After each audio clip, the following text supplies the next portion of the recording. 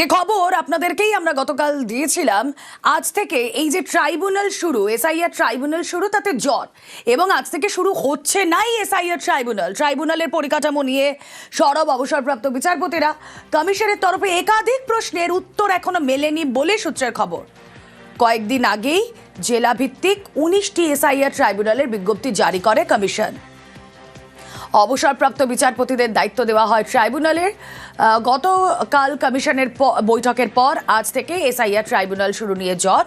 সূত্রের খবর, কমিশনের ব্যবস্থাপনায় অখুশি অবসরপ্রাপ্ত বিচারপতিরা অনেকেই ট্রাইব্যুনাল থেকে সরে আসতে চেয়েছেন।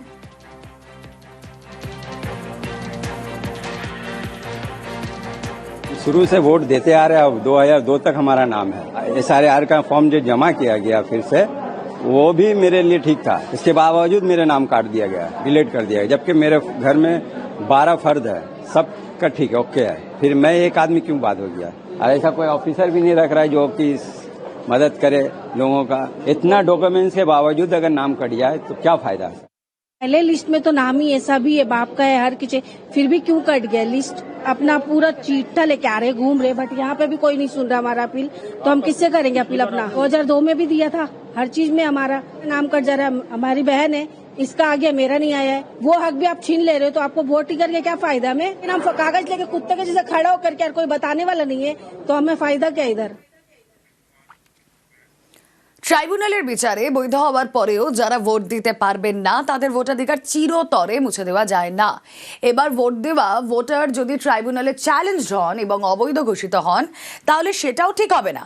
অত্যন্ত পীড়াদায়ক পরিস্থিতি। সুপ্রিম কোর্টের শুনানিতে পর্যবেক্ষণ বিচারপতি জয়মাল্য বাগচির। ট্রাইব্যুনালের পরে বৈধ ভোটারের অধিকার যেন খর্ব না হয় এবং কোনো অবৈধ ভোটার যেন ভোট না দিতে পারেন। বুধবার এসআইআর মামলায় এই মন্তব্য করেও সুপ্রিম কোর্ট, যদিও ট্রাইব্যুনালে বৈধ হলেই এবার কি ভোটার তালিকায় নাম উঠবে, ভোট দিতে কি পারবেন, এই নিয়ে সংশয় বহাল।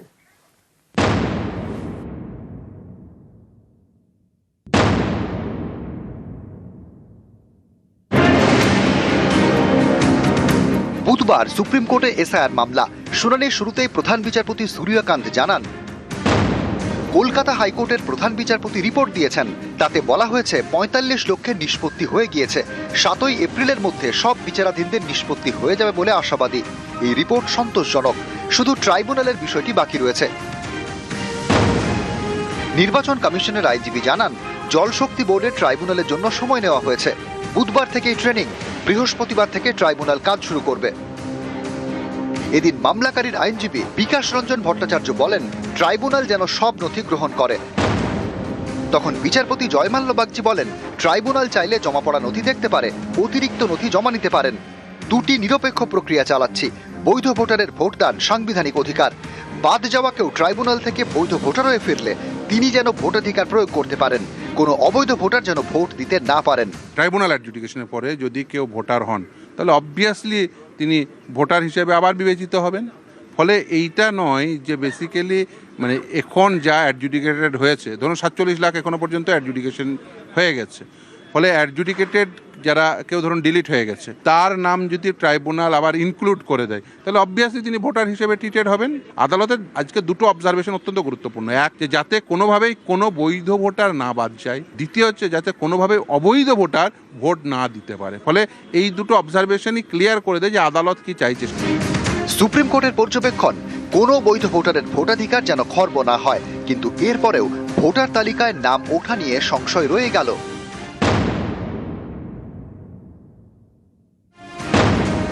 23 এপ্রিল বৃহস্পতিবার 152টি কেন্দ্রে প্রথম দফার ভোট। এই কেন্দ্রগুলির জন্য গত সোমবার শেষ সাপ্লিমেন্টারি তালিকা প্রকাশ করে কমিশন। এর প্রেক্ষিতে ভোটার লিস্ট চূড়ান্ত করে ফেলা হয়েছে। তা প্রকাশ করা হবে 6 এপ্রিল। সেদিন প্রথম দফার মনোনয়ন জমা দেওয়ার শেষ দিন। নিয়ম অনুযায়ী মনোনয়ন জমার শেষ দিন যে ভোটার তালিকা, সেই অনুযায়ী ভোট হয়। এখানেই অনেকের প্রশ্ন, যাদের নাম বাদ পড়তে পারে তাদের ভোটের ভবিষ্যৎ কি? সুপ্রিম কোর্টে কমিশনের আইনজীবী জানিয়েছেন, 2রা এপ্রিল থেকে ট্রাইব্যুনাল কাজ শুরু করবে। আর 6 এপ্রিল মনোনয়ন জমার শেষ দিন, সেদিনের তালিকাতেই ভোট হবে। এই 6 এপ্রিলের পরে কেউ ট্রাইব্যুনালে বৈধ ভোটার প্রমাণিত হলে কি হবে? বৈধ ভোটার হওয়া সত্ত্বেও তিনি কি লিস্টে নাম তুলতে পারবেন? তিনি কি এবার আর ভোট দিতে পারবেন? এ নিয়ে সংশয় রয়ে গেল।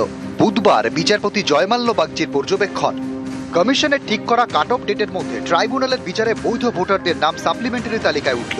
তিনি ভোট দিতে পারলেন। আবার ট্রাইব্যুনালের বিচারে বৈধ কিন্তু কমিশনের কাট অফ ডেটের জন্য সাপ্লিমেন্টারি তালিকায় নাম উঠল না, তিনি ভোট দিতে পারলেন না। ট্রাইব্যুনালের বিচারে বৈধ হওয়ার পরেও যারা ভোট দিতে পারবেন না তাদের ভোটাধিকার চিরতরে মুছে দেওয়া যায় না। এবার ভোট দেওয়া ভোটার যদি ট্রাইব্যুনালে চ্যালেঞ্জড হন এবং অবৈধ ঘোষিত হন তাহলে সেটাও ঠিক হবে না।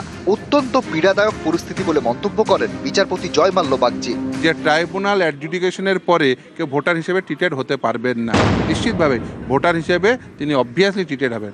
এখন দ্বিতীয় যে প্রশ্নটি সেটা হচ্ছে যে কি এই ভোটে ট্রিটেড হবেন নাকি সামনের ভোটে, সেই নিয়ে আদালতের কোনো স্পেসিফিক আজকে কোনো নির্দেশ হয়নি, কিন্তু অবভিয়াসলি তিনি ভোটার হিসেবে তো অবভিয়াসলি ট্রিটেড হবেন। এদিন মমতা বন্দ্যোপাধ্যায়ের আইনজীবী শ্যাম দেওয়ান আদালতে জানান, নাম যুক্ত হওয়ার হার 55%, বাদ দেওয়ার হার 45%। নাম বাদ যাওয়ার হার অত্যন্ত বেশি। ট্রাইব্যুনালের হাতে বড় দায়িত্ব রয়েছে, সংখ্যাটা বিপুল, অথচ সবাই ম্যাপ ভোটার। এ নিয়ে প্রধান বিচারপতি সূর্যকান্ত বলেন, এ বিষয়ে মন্তব্য করব না, কারণ এক পক্ষ বলবে এই বাদ যাওয়াটা বৈধ আর বাকিরা বলবেন অবৈধ।